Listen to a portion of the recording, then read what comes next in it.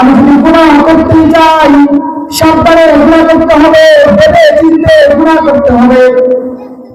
গোপনে গুনাহ করবো, কেউ দেখবে না, কেউ জানবে না। কিন্তু গুনাহ করার আগে একটা জিনিস মনে রাখতে হবে, আমাদের একটা গুনাহের কারণে ৮ জন শাস্তি দেবে, ৮টা বস্তু সাক্ষী দেবে আমার গুনাহের বিরুদ্ধে। কি বললাম?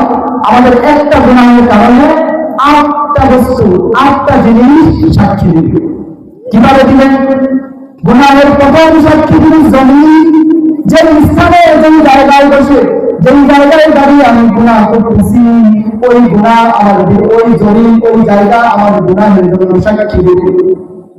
কেননা আল্লাহ তাআলা পবিত্র কোরআনের সূরাতুল জিলজালের মধ্যে বলেন, ইয়াউমাইযিন তুহাদ্দিসু আখবারাহা বিআন্না রাব্বাকা রাহানাহা। সেদিন জমিন তার বৃত্তান্ত, জমিন তার ঘটনা বর্ণনা করবে। আল্লাহ তাআলা তাকে এমনই নির্দেশ দিয়েছেন, এমনই নির্দেশ দিবেন। জমিন কথা বলবে, যেই ঘরে বসে, যেই জায়গায় বসে আমি গুনাহ করতেছি, সেই জমিন বলবে, আল্লাহ এই বান্দা তো আমার স্থানে দাঁড়িয়ে আমার উপরে দাঁড়ায় গুনাহ করছে। এটা গেল ১ নম্বর সাক্ষী। গুনাহ করলে ২ নম্বর সাক্ষী দেবে আমাদের হাত। আমরা বলতে পারি জমিন সাক্ষী দিলে কি হয়েছে, কেউ তো দেখে নাই, আমরা স্বীকার করবো না, এই সুযোগ নাই। শেষ করি।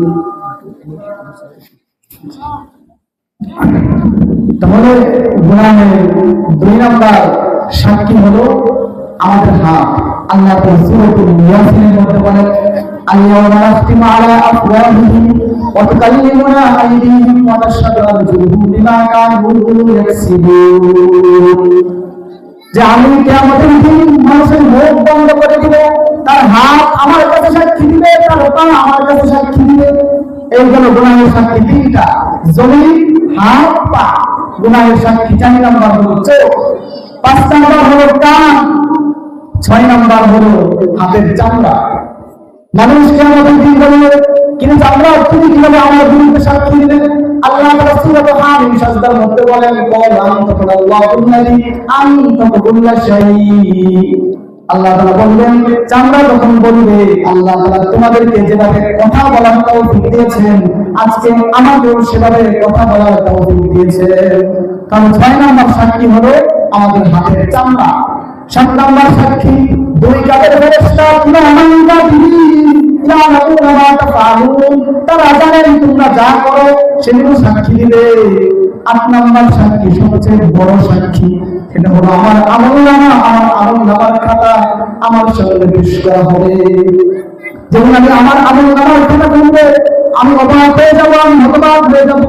এটা কেমন রিপোর্ট, কেমন খাতা, যেখানে মাত্র আমলও মিস করে নাই, সেটাও উল্লেখ করা হয়েছে। আল্লাহ তাআলা সূরাতুল জিলজালের মধ্যে বলেন, ফামান ইয়ামাল মিসকালা যাররাতিন খায়রান ইয়ারা ওয়া মান ইয়ামাল মিসকালা যাররাতিন শাররান ইয়ারা। যে ব্যক্তি কোনো পরিমাণ, সামান্য পরিমাণ নেক আমল করবে, সেটাও তার সামনে পেশ করা হবে। সামান্য পরিমাণ বদ আমল করবে, সেটাও তার সামনে পেশ করা হবে। কোনো পরিমাণ তার কি উদ্দেশ্য?